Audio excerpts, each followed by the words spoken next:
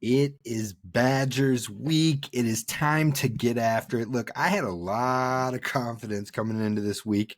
That has dwindled slightly, but I'm still on board. We're going to dive into predictions for the Badgers game. We're going to talk about the rivalry. We're going to talk a whole lot of Gophers things for you here at the Gopher Broke podcast.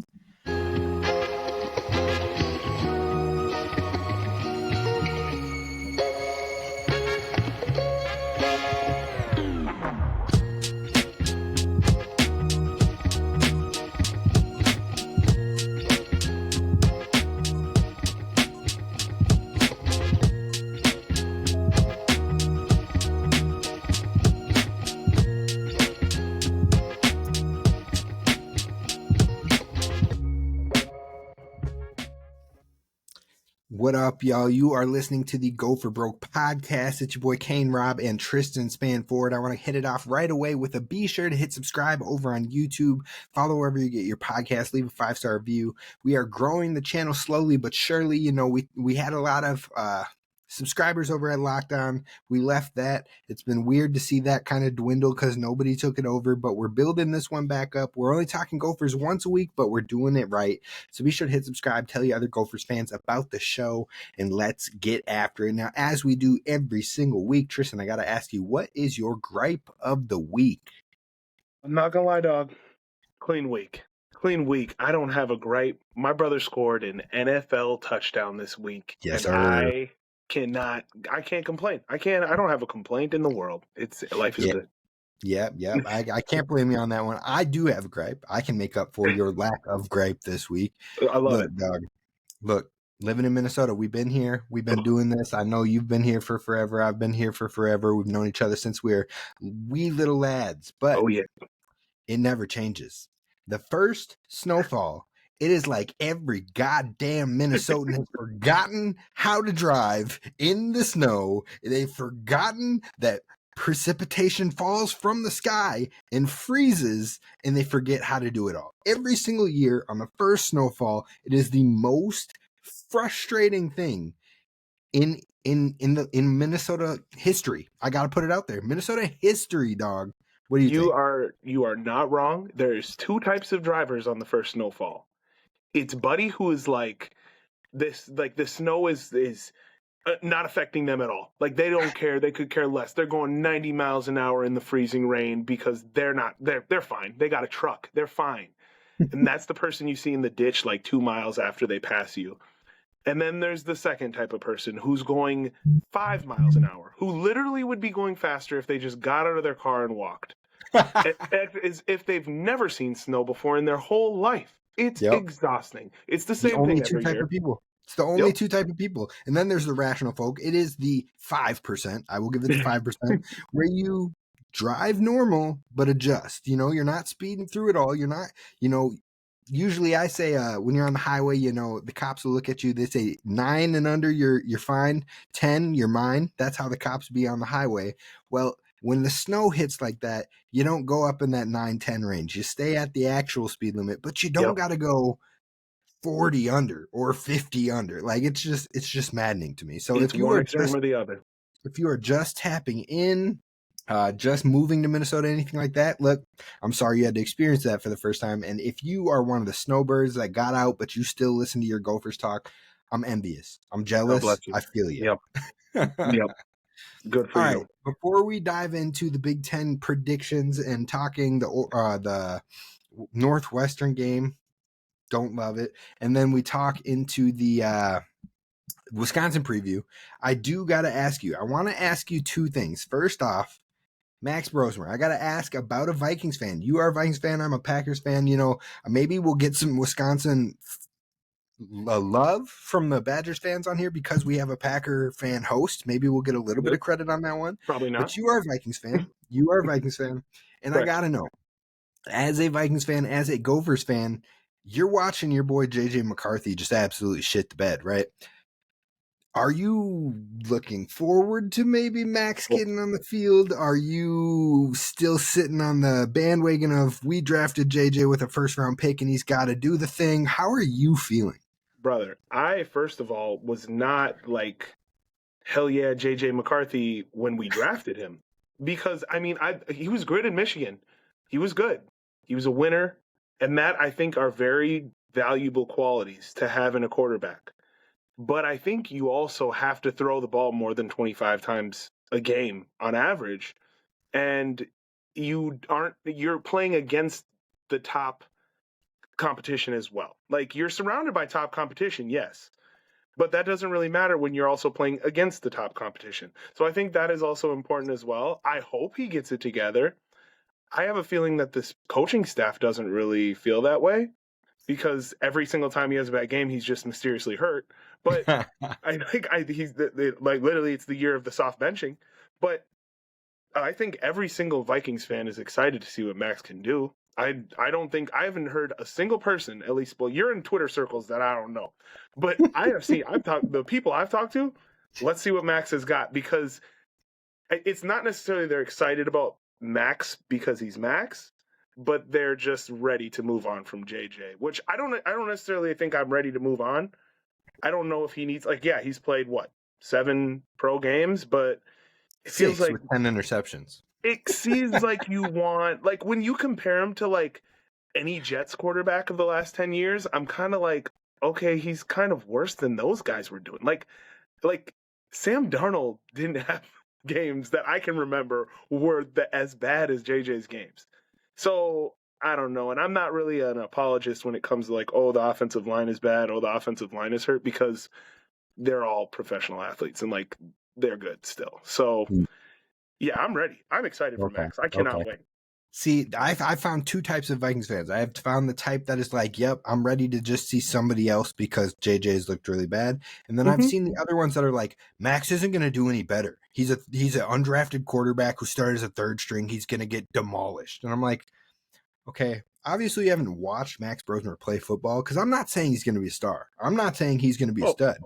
But the way he processes and the way he releases the ball very quick, like a 2.5 second release time, he is literally the anti-JJ. He is the one who is more about processing, studying the film, and getting the ball out fast. And JJ is more of the kind of, it's a slower process, but he has more athletic traits and things like that. Yeah. Like they're quite opposites. So I feel like he's going to thrive if he gets on the field. And I don't watch Vikings games unless they're playing the Packers. But I have been watching too many Vikings games this year because I want to see my boy Max Brosmer get on the field. Man, I am just ready for it. I think also you got to remember, being an undrafted quarterback in the NFL, the main goal, the dream, is to be a perennial backup. He doesn't have to. He just has to be better than JJ was the last 5-6 games. He doesn't have to be Tom Brady. He just has to be better than JJ was. No, dog. I'm speaking it into existence for my boy Max Brosmer. I want the next Kurt Warner. I want the next Brock Purdy. Give it to me. Let my boy go crazy in Seattle. Let him. And I'm not saying he's going to. I just want this. You folks. never know. I know people are going to be up in these comments like, he's not going to go crazy. Seattle's one of the best teams. I know. Okay, but I hope he does, and I hope he gets to keep the job, and he can somehow pull off the miracle store, grocery store clerk Kurt Warner to the Super Bowl. Okay, except for you are not going to a Super Bowl, so it would be that's probably out of the picture. That's probably out of the picture. This has been. I'm telling you, I was just telling somebody, the combination of football teams that I'm cheering for this year is a roller coaster, dog. I don't even know. I can't. I mean, the Packers aren't playing stellar football, but they're winning. Hey, they're winning. That's the thing. I can't say that it has been enjoyable to watch most weeks, but they're getting the job done. So hopefully they can clean that up, play some good football in the playoffs, get to the Super Bowl, and let's make it happen. But let's move over to some Big Ten talk. Let's talk about the reason we are here. It is Gophers Badgers. So the one thing I'm going to ask you is this the best trophy game out there? Is it the best trophy game by far? Without a doubt. I can't even think of one that is as fun. I mean, you have those classic rivalries, the Red River Shootout and stuff like that, but it feels like everyone knows about the Axe. Like the Red River Shootout, do they have a trophy? I don't know if they have a trophy. I just know sure they Bedlam. do. Bedlam was fun. It's the best trophy. Hands down. Hands down. It's the only thing that Gophers fans and Badgers fans can agree on. So we'll just move right on past that. We're going to dive into the Big Ten predictions. We're going to talk about where we went wrong against Northwestern, and then we're going to get into the most important thing at hand, and that is this Wisconsin-Minnesota matchup. So first off, let's fly through the Big Ten predictions right here. It would help if I had them up right away, but your boy did not come prepared on this one. So we are going to hit schedule here and to the Big Ten. This is professional podcasting. Professional podcasting at its finest. All right, we're going to go every other like we did last week as well. I'm going to give you the first one, which could be a fun one. It's happening on Friday. Iowa at Nebraska. Who you got in that one? I just like Iowa. Their defense is so good. I'm going to just show respect to Iowa. Although, if Nebraska beats them and we beat... Wait, if we beat Nebraska and Iowa beat us, how does that transitive property work? It doesn't, because we got our ass whooped. So we got to just move past that. I don't know. So Indiana at Purdue. I'm taking Indiana straight to the bank. I will even take them to cover the spread, and the spread is 28.5. So Indiana's going to get the job done. You get to pick the big one, the big game of the week. Ohio State, Michigan. Michigan is number 15. It's at Michigan. Ohio State is number 1. Michigan has had Ohio State's number. Michigan had dog shit quarterbacks last year and still found a way to beat the eventual national champions.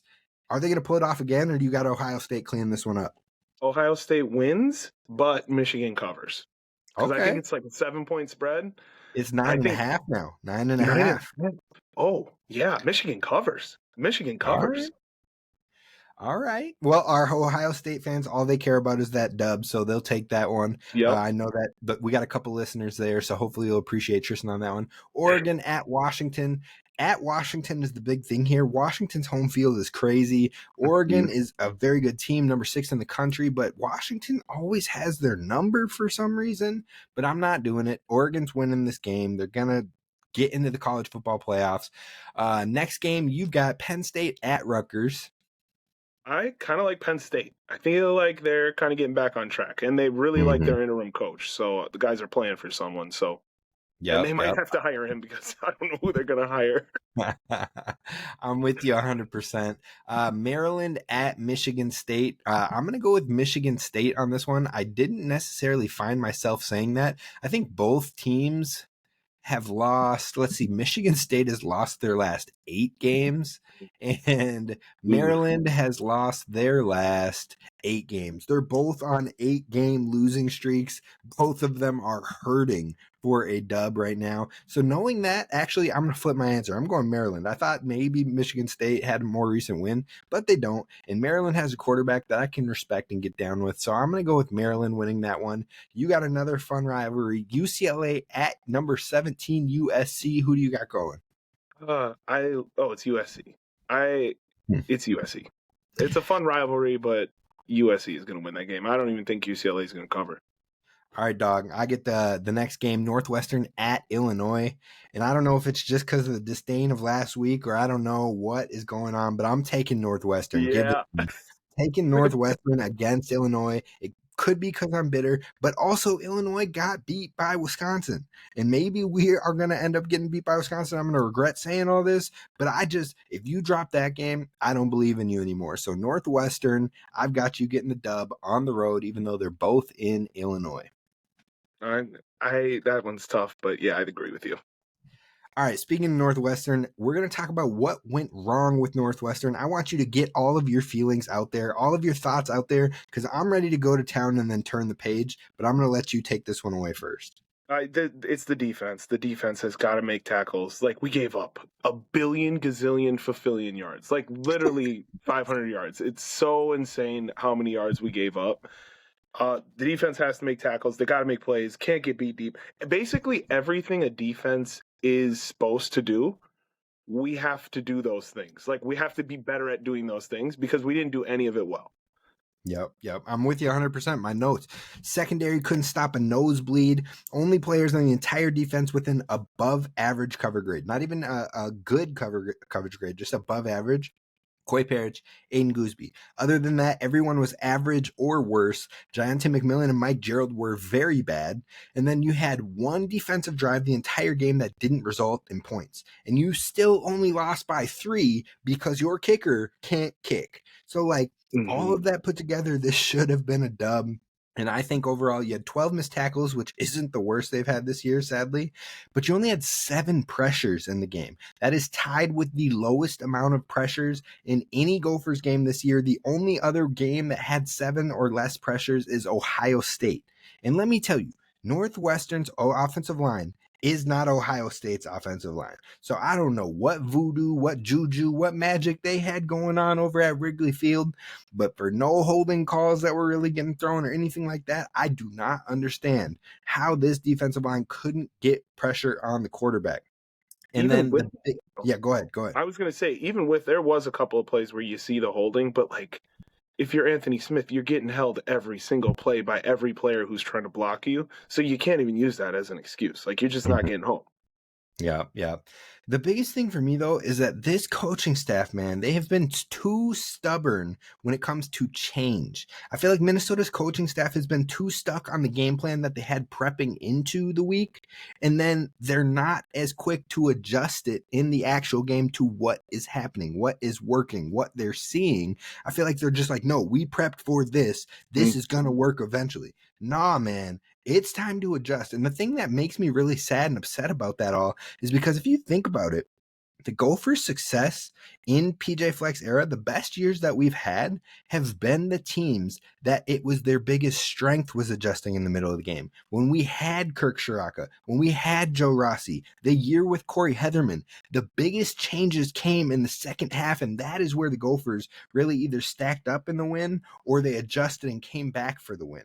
The adjustments and being able to adjust on the fly has been the biggest strength of the Gophers over their most successful years. And this year, they're resistant to it. And I just don't get it.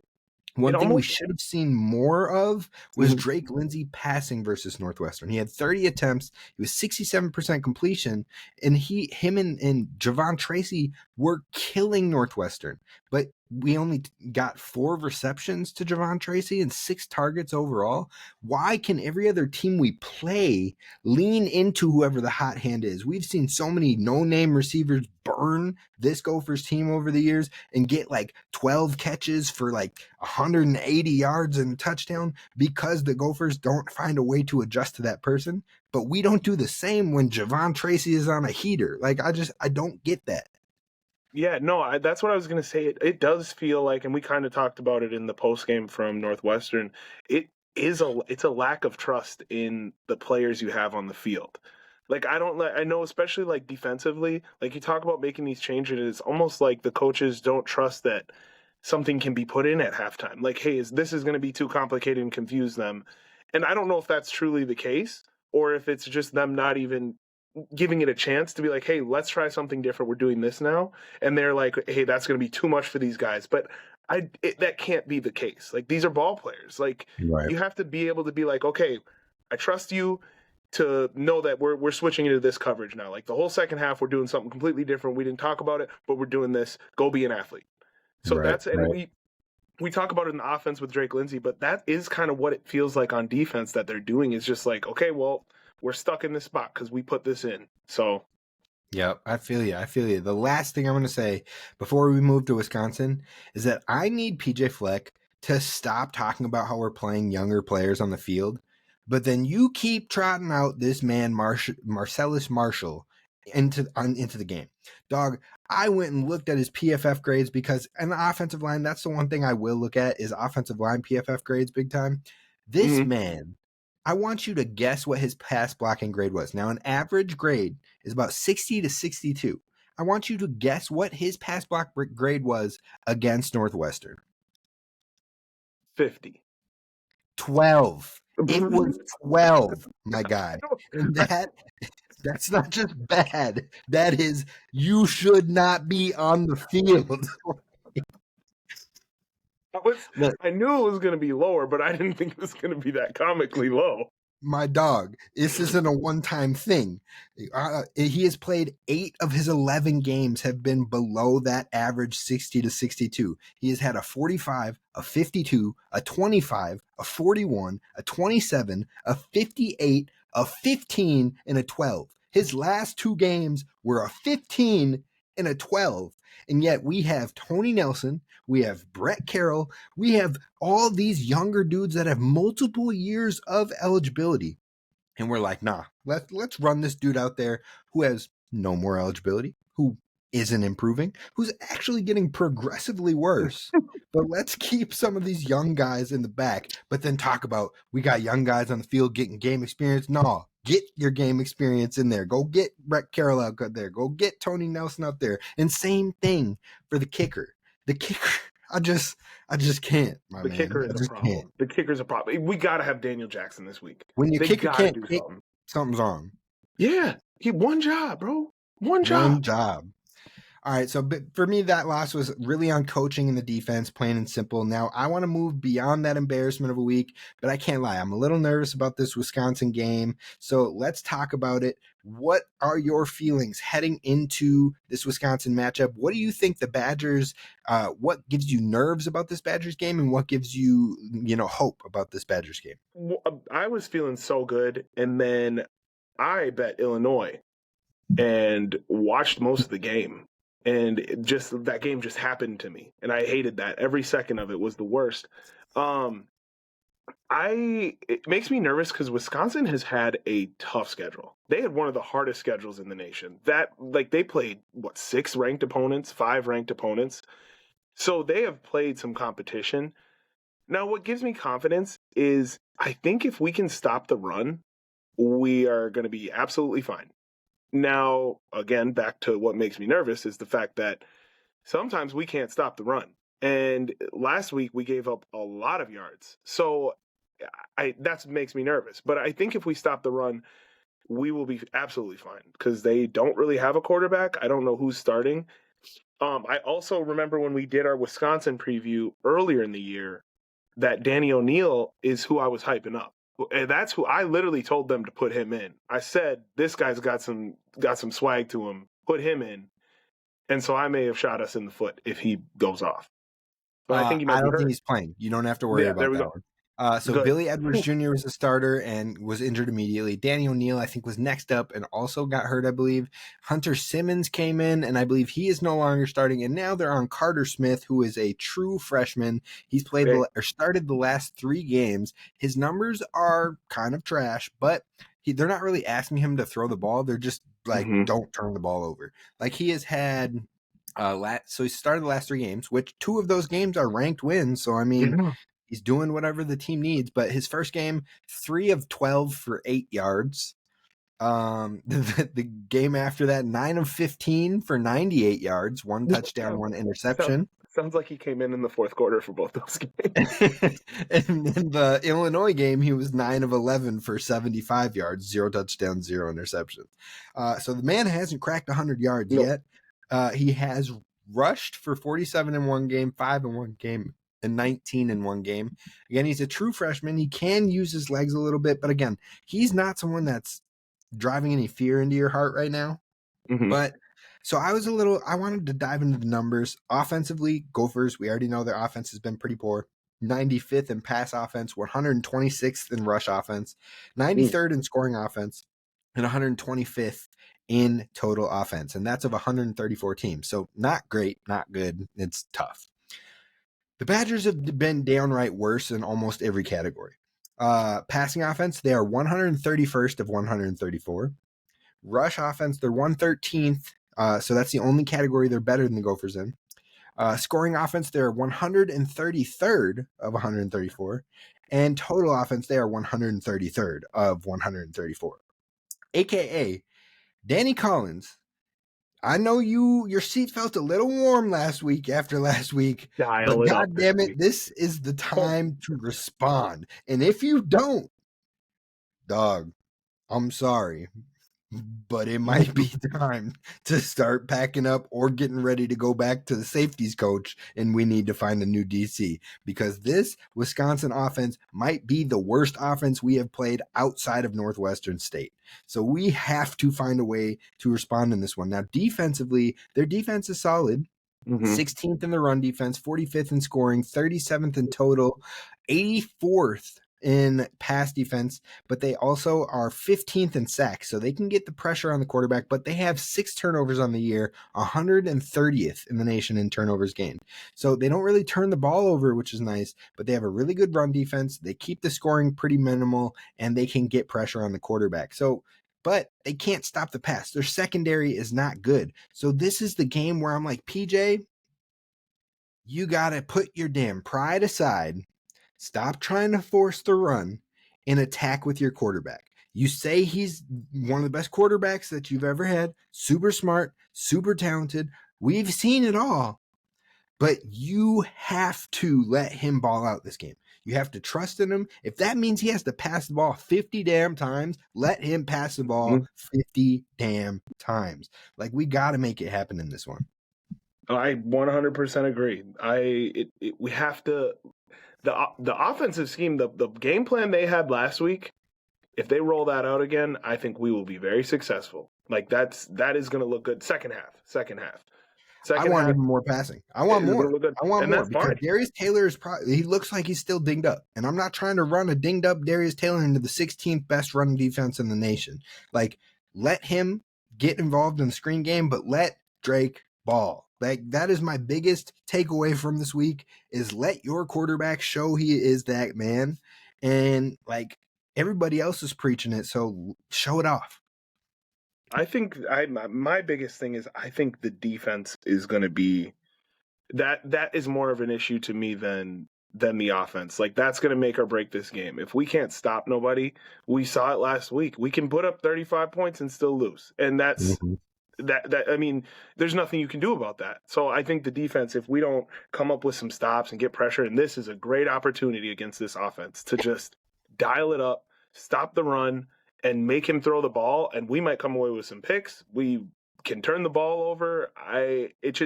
This whole game is going to be on our defense's back. Now, one thing I think I saw after the Northwestern game is I think there's been like 12 or 13 times that Coach Fleck has had his team score 35 or more points, and his record when his team scores 35 or more was 10-1 until last week when we went, and now it is 10-2. 35 points, you can't ask for more from your offense. Right. No, I feel you. But when we're looking at this Badgers team, look, there are some names to know, especially on the defense. They have 2 nasty freshman outside linebackers that if they stay, that's a big if, because, I mean, Wisconsin, this could be a 4-win season if Minnesota beats them. So if those dudes stay, they could literally be one of the nastiest outside linebacker combos in the Big Ten. They already kind of are, but like if you give them a full season of starting instead of the kind of warm-up period that they had, they could be crazy because I think it's Posa. I'm probably going to say both of their names wrong. Cooper Catalano and Mason Posa. No, that sounded right.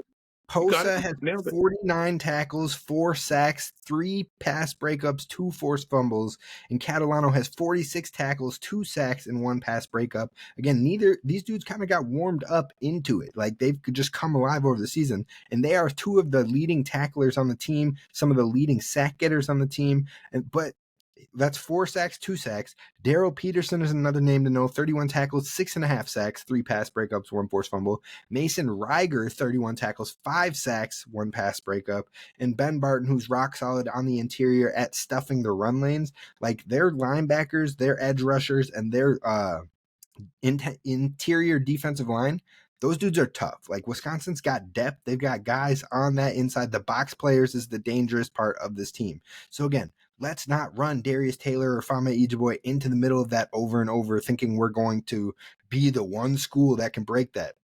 Newsflash, we are the 126th best rushing offense in the country. So let's not try to be something we're not. Mo Ibrahim is not walking through those doors.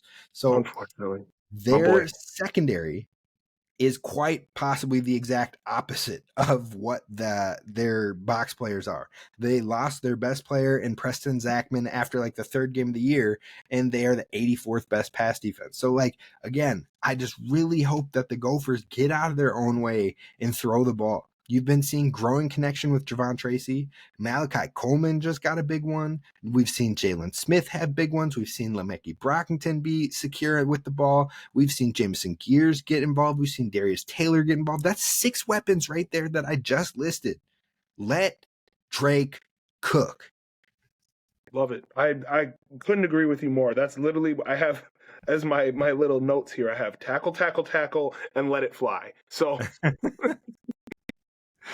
All right. Well, the last thing offensively, Wisconsin, they've dealt with a number of quarterback injuries. We talked about that earlier. They've had a number of running back injuries, though I don't think the quarterback situation was going to be good regardless. That being said, Darian Dupree returned last week, and he was big time for them against Illinois. He had 131 yards and 2 touchdowns, and that's coming from a guy who has like 383 yards on the season. So he had like almost half of his yardage in that one game. He went crazy on Illinois, and he was a big part on why they won that game. I'm expecting Wisconsin is going to try to get him going again in this one. And then we talked about the true freshman quarterback, Carter Smith. His numbers look trash, but again, he's just being asked to take care of the football and keep them in the position. So I think that Minnesota has to do everything they possibly can to get him uncomfortable, but also you have to be aware that he can run. And sometimes if Minnesota like sleeps on that, we've seen what was homeboy from Tanner Mordecai. We saw that dude run all over us in a game last time Wisconsin came to Huntington Bank Stadium. And that dude is not known for running. So don't get caught up in this freshman quarterback who can't pass the ball, because he might get on the outside and start scrambling. So overall, the Gophers defense has to get the pressure going. I think the X factor in this game is the Gophers defensive line. If they can generate more pressure and chaos like they did against Nebraska, Michigan State, Purdue, Minnesota should have a really good chance at winning this. But if the defensive line is shut down like the Oregon, Iowa, Ohio State, and Northwestern games, then this game will probably look really similar to what we just saw last week against Northwestern. Yeah, I 100% agree. I am nervous about this game. I haven't seen that much. I'm sorry, not to get on a tangent here. Does it feel like both these fan bases are kind of quiet this year? Like both us and Wisconsin? Like it's not a lot of shit talking, which I think is based on both of our schedules aren't insane. But again, you're in those Twitter circles that I don't see. I feel like Gophers fans have been chirping at Badgers fans a whole lot this year, and rightfully so. Badgers have been down bad. So bad. But the Gophers started out, 6-3? So it's looking like, okay, we might win 8 games this season. So it's all right. We can talk all that trash. And then we've been dropping games, and we've been looking terrible. And even in the good games, the games against good teams, we've looked bad. In the games that we've won, we've had struggles. So I think overall that puffing your chest out a little bit is starting to calm down a little bit. And then over the last 3 weeks, Wisconsin's beat a ranked Washington, beat a ranked Illinois. And all of a sudden they're like, well, Minnesota sucks anyway, so we're going to come on back and we're going to make them look like fools, and we're going to take the axe even when we suck this year. So I think both fan bases are treading lightly, but I think this could go either way, which makes it so unnerving for me. Yes, because whoever wins, it's going to be a field day. That's going to be the best. When we win, that's going to feel good. Yep. And breaking news, I didn't even break this to Tristyn yet, but I am probably going to have to either not do the live after the game, or we're going to have to push it to later. We're going to have to push it to later that evening if we are going to do it, because your boy has a tradition that he has to keep going, and I will be busy at 4:00 on that day. So 4:00, I will be unreachable via the webcam. So I'll be watching the game. I'll be tapped in, but I will not be hopping on the live right away. We'll figure that out. We'll let y'all know what's happening there.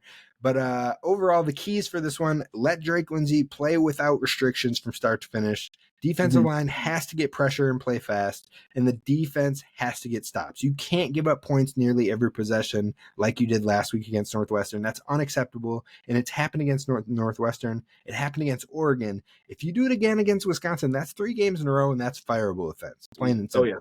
So overall, hopefully the Gophers can get their act together, but let's dive into the predictions, my guy.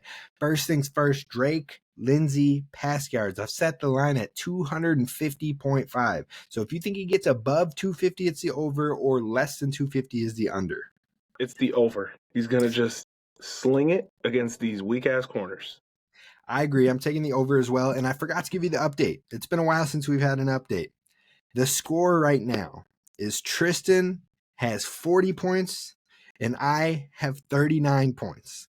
We are literally 1 point separated right now.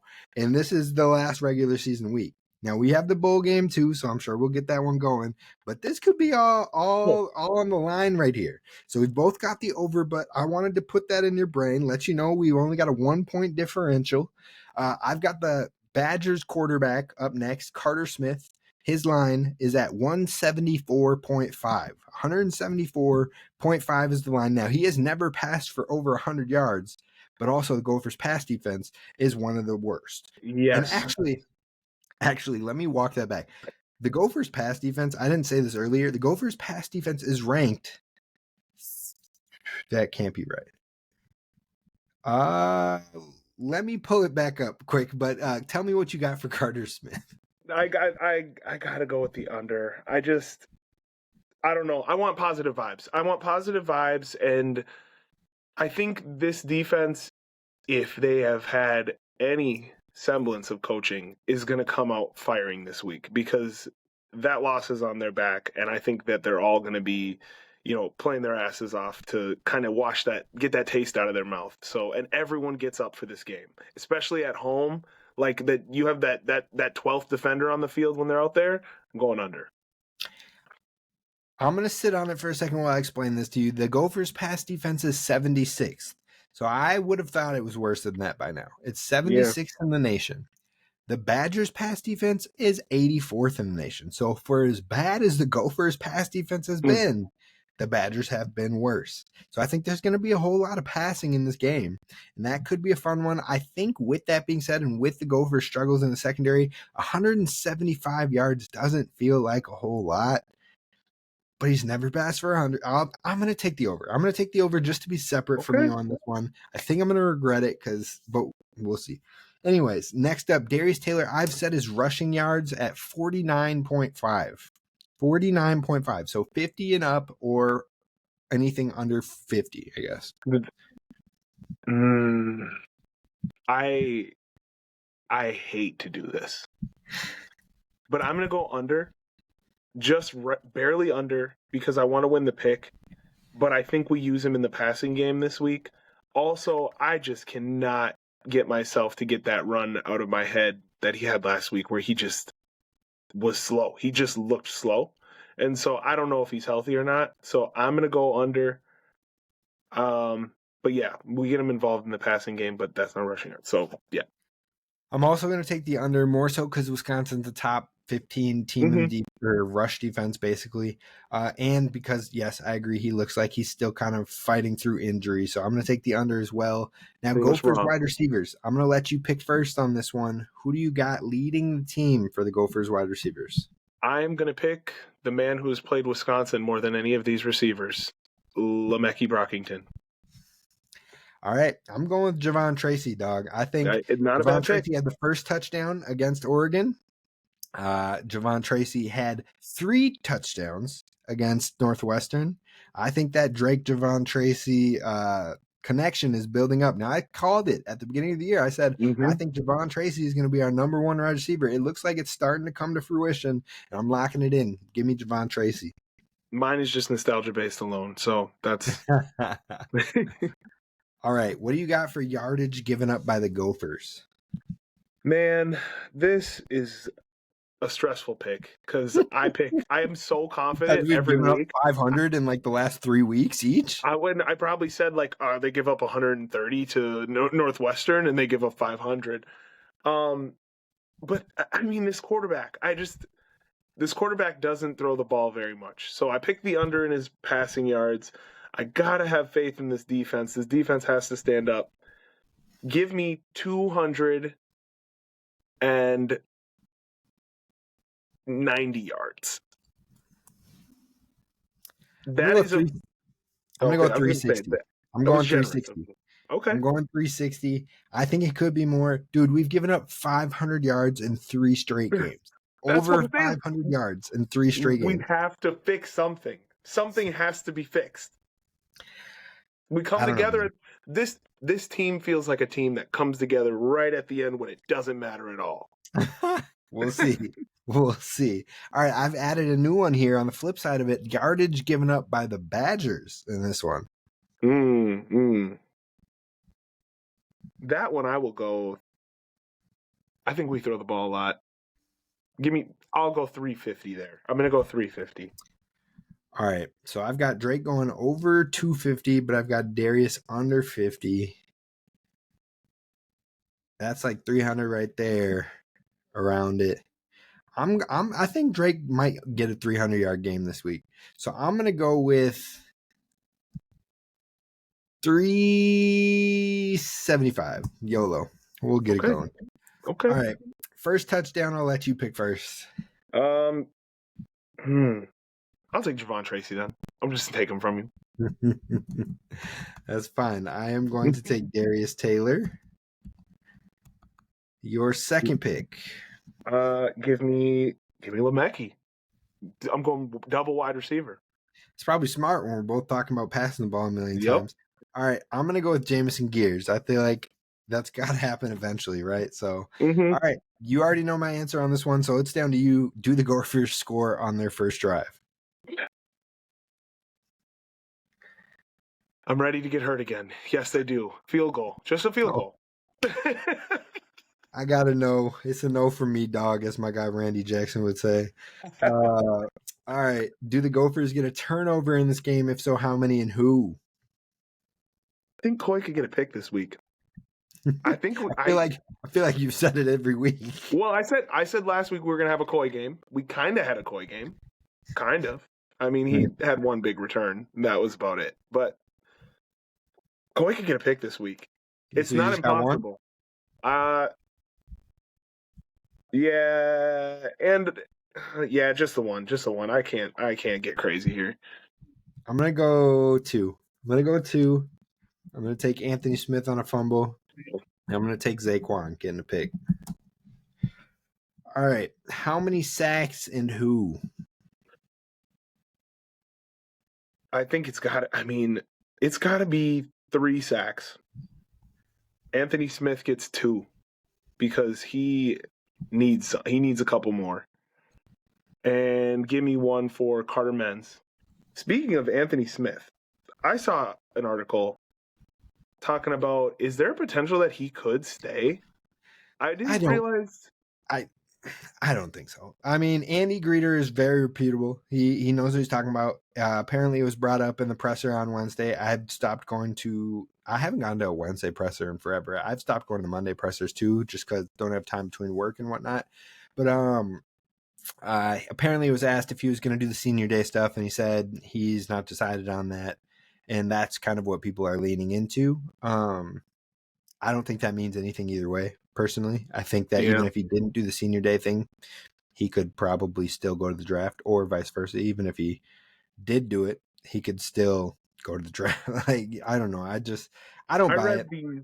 I read the pressures that they like against Ohio State, Iowa, and Oregon, and that's what I read, and I was kind of like, But I think he's a dog. Don't get me wrong. I mean, you play who you play, and he's just dominant. I think he's top 6 in the nation in sacks. Like, somebody's going to draft that in top 3 rounds. So it's just like, I was just curious your thoughts on it because I saw it. No, I saw it. It's a legit report out there, and I think it's a fair question. I just don't see it happening. I see Anthony going to the league. It helps that Debo's out there with the Cardinals, and I feel like if anybody had the closest connection with Debo, it was Anthony Smith. I feel like if Debo was ever going to vouch, it would be for Anthony Smith, and I could see him being like, look, 2nd round pick, 3rd round pick, like, make it happen. I think Anthony wants to be a 1st round pick. He's always dreamed about being able to go to the draft room and like the green room and go out there on stage and things like that. So I think that would be the reason of like why you would come back. Yeah. But then for me, I'm also like, will there be enough for you to make that jump to be a 1st round dude, even if you come back? Like, what do you got to do? You're not going to be. You got to get like Yeah. what do you?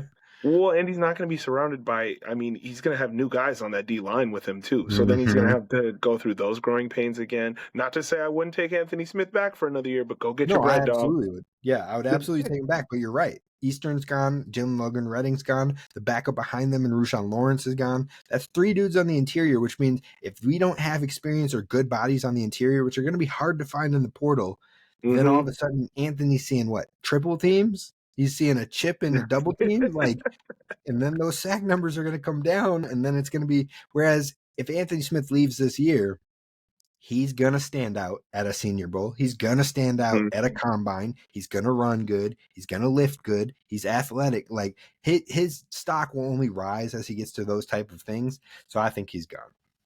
I just had to ask. I had to ask. All right, we've got offensive player of the game, defensive player of the game, and final score. Which one do you want to pick first, offense or defense? I'll take defense because I think you know who I'm going to take. Anthony Smith. That guy. He's a dog. I'm taking Coy Parrish. Coy Parrish has had a down year. Coy Parrish has been, I feel like some games he's had some huge moments. Some games he's had some mistakes and things like that. I feel like everything can be erased in the Gopher fan base with their mentality of it all.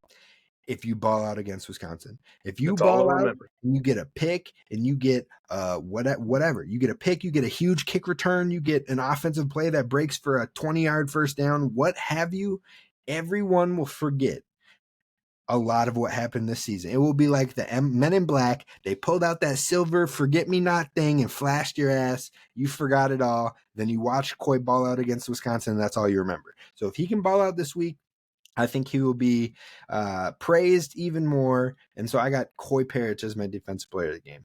Offensive player of the game, since you picked defense first, I am easily taking Drake Lindsay on this one. I think he is going to be the force for the offense. I'm going to just stick to my pick before then. Give me Le'Meke Brockington still. I mean, anybody could – Drake will feed everybody. So Javon's covered. I think Le'Meke's going to have a big game. All right, final score. What you got? 24-10. Confident 24-10.